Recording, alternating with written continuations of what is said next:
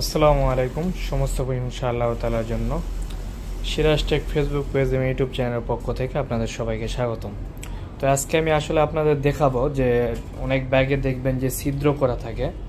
তো এই ছিদ্র করা আর যেগুলো ব্যাগে ছিদ্র করা থাকে না, এই দুটোর মধ্যে পার্থক্য কী, আসলে এটাতে কি কি সুবিধা রয়েছে আর কি অসুবিধা রয়েছে এ নিয়ে আলোচনা করব। তো আপনাদের সামনে যে এই ব্যাগটি দেখতে পাচ্ছেন, এটা অনেক শক্ত ফেব্রিক দ্বারা তৈরি করা হয়। এটাতে যদি এইরকম চাপ দেওয়া হয় তো এটা একদম ড্যাবে যাবে, কারণ এগুলো পাতলা ফেব্রিক, যেটা নর্মালি ফেব্রিক যেটা নদীতে ইউজ করা হয় এরকম, এটাও নদীতে ইউজ করা হয়, বাট এটাকে আরও কিছু প্রসেসিং করে অনেক শক্ত করা হয়েছে, যাতে করে আপনি মাটি দিলে এটা এলোমেলো না হয়ে যায়, একদম স্ট্রং দাঁড়ায় থাকে। দুটার আপনার গা দেখলে বুঝতে পারবেন এটা হচ্ছে অনেক স্ট্রং। আমি যদি এরকমও করি দেখবেন, আর এটাকে যদি এরকম করি তো এটা শেষ, একদম হয়ে যাচ্ছে, চাপে চলে যাচ্ছে। তো যাই হোক, এগুলো হচ্ছে জিও টেক্সটাইল শীট দ্বারা তৈরি করা যেটা হয়, সেটা আপনার নরম টাইপের থাকে। অবশ্যই আপনারা যখন প্রোডাক্ট নেবেন জিজ্ঞেস করবেন ওনাদেরটা জিও টেক্সটাইল শীট যেটা নদী পুকুরে ইউজ করে এটা কিনা। আর এটা যেটা ইউজ করা হয়, এই প্রোডাক্টগুলো এই ফেব্রিকগুলো আমাদের বাইরে থেকে নিয়ে আসতে হয়। জিও টেক্সটাইল শীট বাংলাদেশে পাওয়া যায়, বাট ফেব্রিকগুলো এটা চায়না থেকে নিয়ে আসতে হয়। এরপরে আমরা এটা বানায় ফেলি, বাংলাদেশে নিয়ে এসে ব্যাগগুলো বানানো হয়। এটা হচ্ছে সিরাজ টেকের ব্যাগ। আর এটা যদি আমি এইভাবে চতুর্দিকে দেখাই,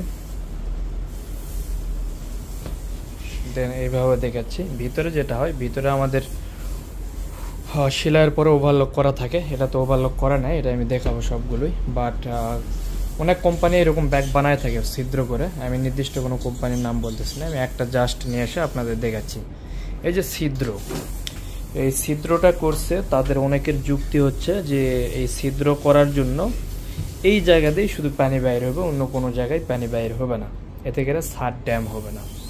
কিন্তু জিও টেক্সটাইল শীট বলেন বা ফেব্রিক বলেন, এটার প্রতিটা জায়গায় সূক্ষ্ম সূক্ষ্ম ছিদ্র রয়েছে। আপনার যে কোনো জায়গাতেই পানি বাইর হয়ে যায়, এমনকি তলাতে তেমন একটা পানি বাইর হয় না, তলাতে খুবই হালকা পানি বাইর হয়, আপনার দুই সাইড দিয়ে পানি বেশি বাইর হয়। এটারও তাই, এটাতে আরও বেশি দ্রুত পানি বাইর হবে যে কোনো পাশ দিয়ে, এটা একটু শক্ত বিদায় আস্তে আস্তে পানি বাইর হয়। তো এই যে উনি ছিদ্রটা করছে, উনি বুঝাচ্ছে যে এটা হচ্ছে ছাদকে ড্যামেজ করবে না, এই দিক দিয়ে পানি বাইর হবে। তো এটা একদম ভুল তথ্য, কোনো ভাবে এটা প্রমাণ করতে পারবে না যে এই দিক দিয়ে পানি বাইর হয়। পানি সব জায়গাতে বাইর হয়, আপনারা যারা ব্যাগ নিয়েছেন তারা ট্রাই করে দেখবেন বা নিচ্ছেন দেখবেন। আর এটার একটা বিশাল অসুবিধা হচ্ছে, এটা 1 বছর বা 1.5 বছর পরে জং ধরে যাবে স্টিলটা, যেহেতু আইলেট স্টিলের এটা। তো জং ধরার পরে স্টিলটা কিন্তু খুলে পড়ে যাবে। দেন তারপর যখন আপনি হাতল ধরে এই ব্যাগটাকে সরাইতে যাইবেন, তখন কিন্তু এই জায়গাটা দুর্বল হয়ে থাকবে, কারণ চতুর্দিকে একটা ফুটা করা হয়েছিল, তখন অটোমেটিক ছিঁড়ে যাবে এটাতে। আর একটা সবচেয়ে বড় প্রবলেম একটা কি আপনাদের হবে, আপনাদের এই ছিদ্র দিয়ে মাটি বাইর হয়ে চলে যাবে, মাটি বাইর হয়ে ছাদে জড়ো হয়ে যাবে একটা জায়গায়। আপনি যদি ইটের উপর রাখেন, ছিদ্র পাইলে ইটের চতুর্দিকে মাটি বাইর হয়ে নষ্ট করে দিবে আপনার ছাদ। বাট যেটাতে ছিদ্র করা থাকে না, এটাতে আপনার কোনো মতে মাটি বাইর হতে পারবে না, শুধুমাত্র পানিটাই বাইর হবে, কারণ এত সূক্ষ্ম ছিদ্র যেটা আপনি নর্মালি খালি চোখে দেখতে পাবেন না। এটা পানি দিলে তখনই পানিটা বাইর হয়, তখন বুঝতে পারবেন যে হ্যাঁ ছিদ্র আছে, বাট অন্যতে বোঝা যায় না, এবং কোনো মাটি এটার ভিতর দিয়ে বাইর হতে পারবে না। আর এটা অনেক মোটা, যার কারণে আরও বাইর হতে পারে না, শিকড়ও বাইর হতে পারে না।